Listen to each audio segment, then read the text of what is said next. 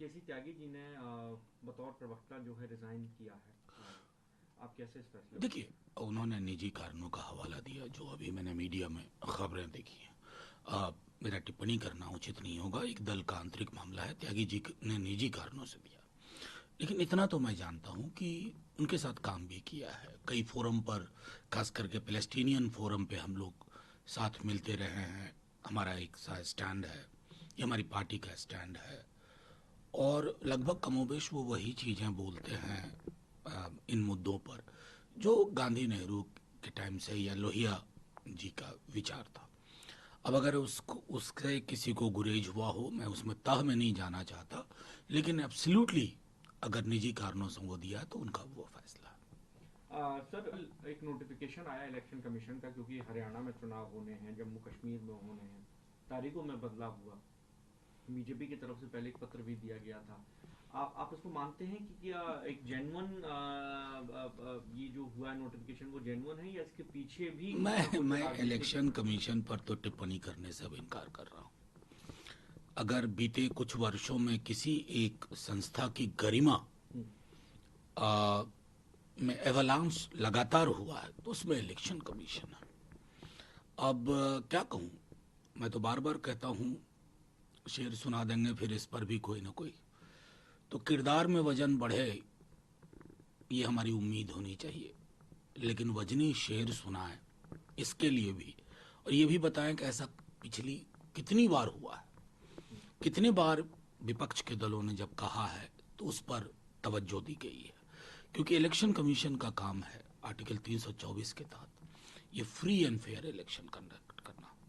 सिर्फ ये हर्फ नहीं है, फ्री दिखे, फेयर दिखे, लेवल प्लेइंग फील्ड दिखे, और वो दिखना बंद हो गया।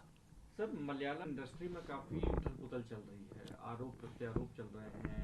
महिला एक्ट्रेसेस खुलकर सामने आई हैं, उन्होंने तमाम आरोप लगाए जो अपने साथ जो काम करने वाले कलीग हैं उनके ऊपर। इससे पहले बॉलीवुड में भी ये होता रहा है। सीएम साहब ने भी कहा कि महिलाओं के लिए एक वर्क स्पेस जो है ऐसा सुनिश्चित करना चाहिए कि वो सुरक्षित रहें, कंफर्टेबल रहें काम करने। आप क्योंकि देखिए, मैं लगातार इस बात को, ये पहली बार मैं नहीं कह रहा हूँ। हेमा कमेटी रिपोर्ट के बाद जिसे आप उथल पुथल कह रहे हैं, वो चर्निंग बेहद आवश्यक होती है, ये उथल पुथल नहीं है। हर समाज को जब आईना इस प्रकार की किसी कमेटी रिपोर्ट से दिखे तो उस आईने के संदर्भ में बदलाव सुनिश्चित होना चाहिए। मलयालम फिल्म इंडस्ट्री में कम से कम एक रिपोर्ट आई है। आप किसी भी फिल्म इंडस्ट्री, कल्चरल इंडस्ट्री में जाकर के देख लीजिए, कमोबेश यही हालत है। एक विमेन के लिए इन कॉरिडोर से गुजरना और एक मुकाम हासिल करना कितना मुश्किल है, इसकी आपको सैकड़ों कहानियां मिल जाएंगी, सैकड़ों तथ्य दस्तावेज मिल जाएंगे। मैं समझता हूं कि इस कमेटी रिपोर्ट पर प्रतिक्रिया ले दे करके कहानी यहीं खत्म ना हो। एक क्लिंजिंग प्रोसेस हर जगह होना चाहिए, वो बेहद अहम है। सर, विश्वा शर्मा ने एक स्टेटमेंट दिया था, और साथ में विधानसभा में जुमे की नमाज को लेकर जो है चीज़ें फैसला लिया गया, जिसके बाद तेजस्वी यादव जी की तरफ से भी आया कि चाइनीज़ वर्जन बनना चाहते हैं योगी आदित्यनाथ के। आपको लगता है कि जो असम में हुआ और जो फिर राजनीतिक बयान आना शुरू हुए, वो जायज थे एक दूसरे के ऊपर, या इसमें कुछ ना कुछ नहीं नहीं, तब तो बदलाव होना नहीं चाहिए नहीं, था? देखिए, तेजस्वी जी ने जो कहा ना, वो हम आप डेली बात करते हैं। जब हम किसी चीज को कहते हैं ना कि ये चाइनीज माल की तरह है, यानी कि टिकाऊ नहीं है।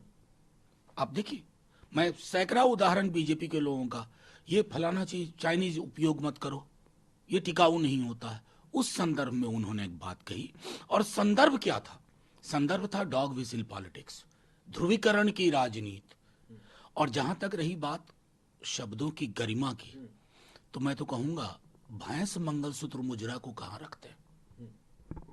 जिनको भी थोड़ा कष्ट हुआ ना तेजस्वी जी की इस बात से, जरा भैंस मंगलसूत्र मुजरा, टोटी काटेगा, बिजली काटेगा, ये कौन महापुरुष बोल रहे थे?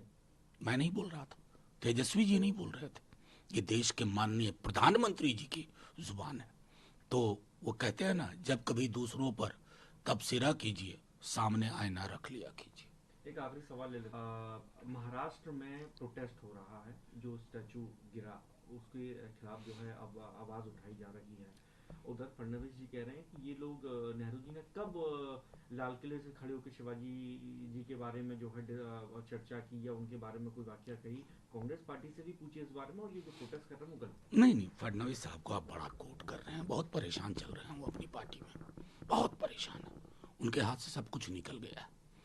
बीजेपी भी उनका विकल्प तलाश रही है, वो किसी को इकट्ठा न कर पाए, न मुद्दों को, न व्यक्तियों को, न दलों को।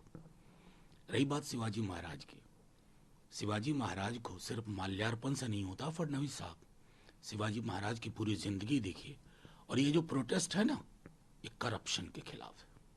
करप्शन क्यों ऐसा हो रहा है कि आप लोगों की डबल इंजन में बनी हुई चीजें हल्के से हवा के झोंके में उड़ जाती हैं, पुरानी कई चीजें बरकरार हैं। ये बेईमानी के खिलाफ प्रोटेस्ट हो रहा है, वो भी आपको बुरा लग रहा है। क्या चाहते हैं, बेईमानी के पक्ष में खड़े हों लोग? कमाल है।